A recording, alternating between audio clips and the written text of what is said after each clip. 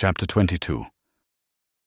The Bennets were engaged to dine with the Lucases, and again during the chief of the day was Miss Lucas so kind as to listen to Mr. Collins.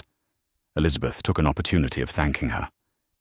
"It keeps him in good humour," said she. "and I am more obliged to you than I can express." Charlotte assured her friend of her satisfaction in being useful, and that it amply repaid her for the little sacrifice of her time. This was very amiable, but Charlotte's kindness extended farther than Elizabeth had any conception of. Its object was nothing less than to secure her from any return of Mr. Collins's addresses by engaging them towards herself. Such was Miss Lucas's scheme, and appearances were so favourable that when they parted at night, she would have felt almost sure of success if he had not been to leave Hertfordshire so very soon. But here she did injustice to the fire and independence of his character, for it led him to escape out of Longbourn House the next morning with admirable slyness, and hasten to Lucas Lodge to throw himself at her feet. He was anxious to avoid the notice of his cousins, from a conviction that, if they saw him depart, they could not fail to conjecture his design, and he was not willing to have the attempt known till its success could be known likewise.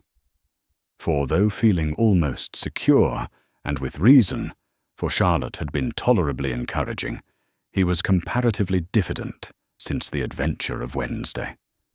His reception, however, was of the most flattering kind.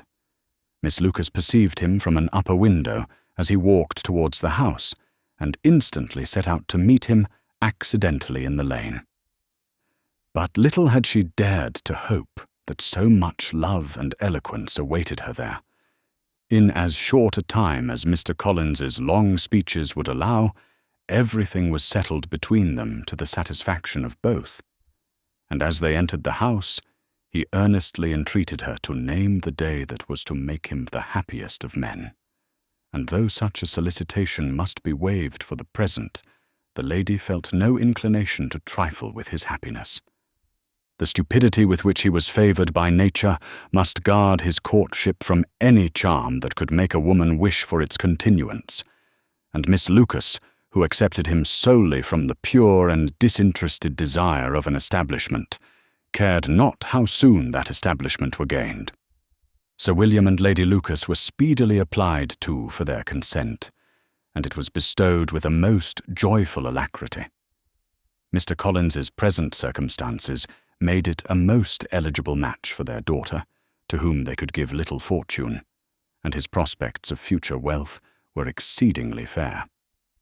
Lady Lucas began directly to calculate, with more interest than the matter had ever excited before, how many years longer Mr. Bennet was likely to live, and Sir William gave it as his decided opinion that whenever Mr. Collins should be in possession of the Longbourn estate, it would be highly expedient that both he and his wife should make their appearance at St. James's.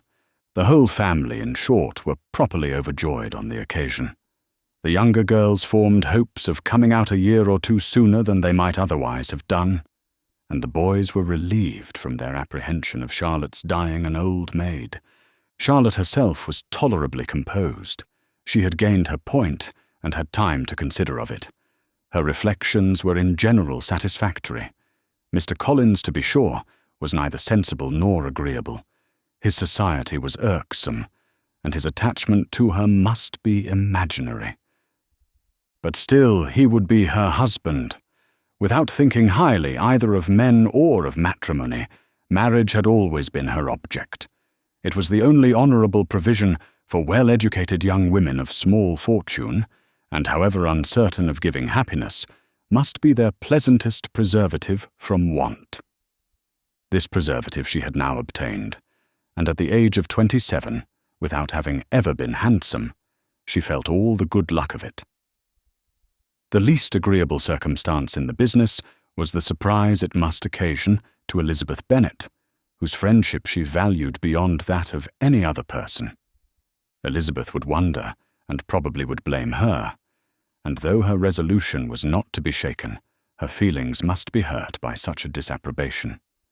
She resolved to give her the information herself, and therefore charged Mr. Collins, when he returned to Longbourn to dinner, to drop no hint of what had passed before any of the family.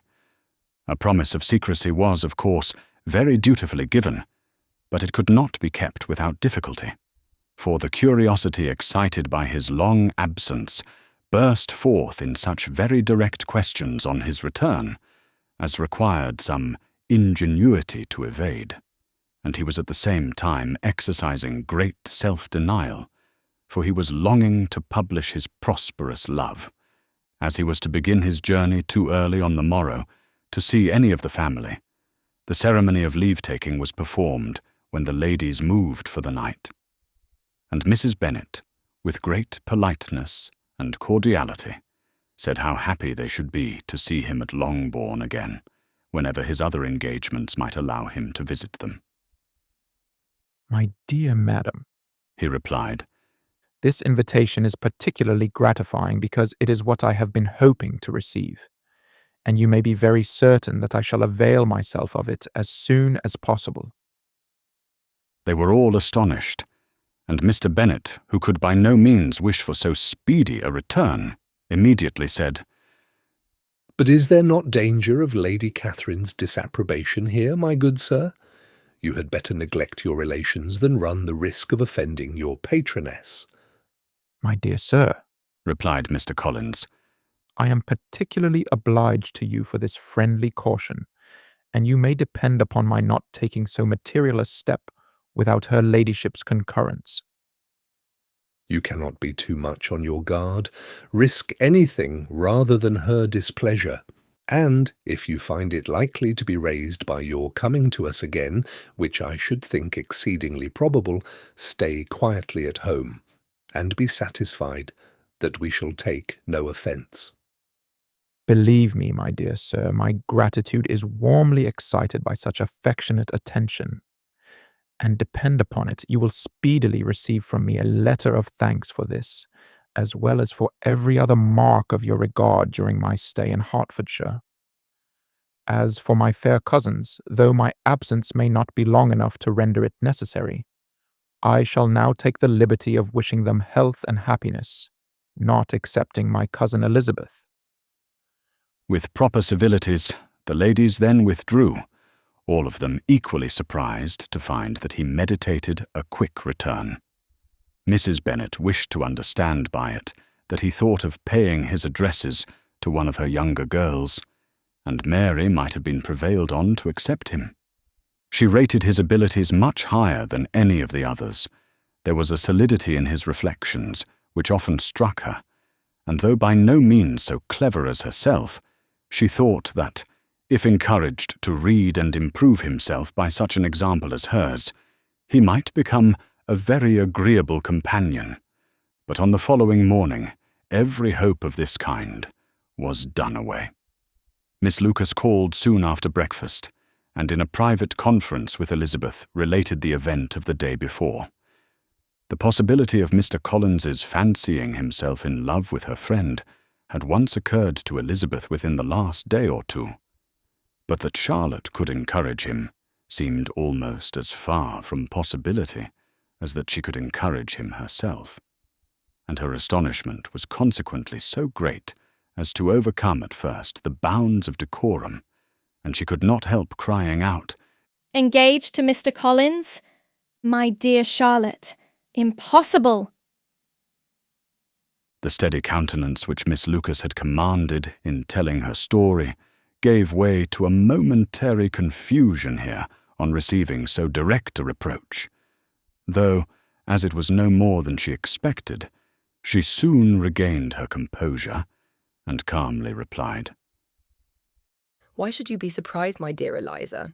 Do you think it incredible that Mr. Collins should be able to procure any woman's good opinion because he was not so happy as to succeed with you?" But Elizabeth had now recollected herself, and, making a strong effort for it, was able to assure her with tolerable firmness that the prospect of their relationship was highly grateful to her, and that she wished her all imaginable happiness. "I see what you are feeling," replied Charlotte. "You must be surprised, Very much surprised, so lately as Mr. Collins was wishing to marry you. But when you have had time to think it all over, I hope you will be satisfied with what I have done. I'm not romantic, you know. I never was. I ask only a comfortable home. And considering Mr. Collins' character, connections, and situation in life, I'm convinced that my chance of happiness with him is as fair as most people can boast on entering the marriage state. Elizabeth quietly answered. Undoubtedly. And after an awkward pause, they returned to the rest of the family. Charlotte did not stay much longer, and Elizabeth was then left to reflect on what she had heard. It was a long time before she became at all reconciled to the idea of so unsuitable a match. The strangeness of Mr. Collins's making 2 offers of marriage within 3 days was nothing in comparison of his being now accepted. She had always felt that Charlotte's opinion of matrimony was not exactly like her own, but she could not have supposed it possible that, when called into action, she would have sacrificed every better feeling to worldly advantage. Charlotte, the wife of Mr. Collins, was a most humiliating picture, and to the pang of a friend disgracing herself and sunk in her esteem was added the distressing conviction that it was impossible for that friend to be tolerably happy in the lot she had chosen.